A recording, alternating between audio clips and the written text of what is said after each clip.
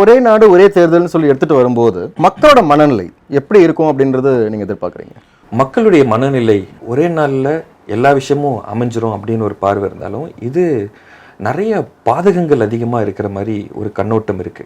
மக்கள் இன்னைக்கு ஒரு பூத்தில் போய் நிற்கிறான். பெண்ணை பிரதமரையும் தேர்ந்தெடுக்கணும், முதல்வரையும் தேர்ந்தெடுக்கணும், கவுன்சிலரையும் தேர்ந்தெடுக்கணும் அப்படிங்கிற ஒரு 3 அமைப்பு வரும்போது, இப்போ 3 சின்னங்களை அவன் வந்து மனசில் வச்சுக்கிட்டு அவன் போய் ஓட்டு போடணுமா?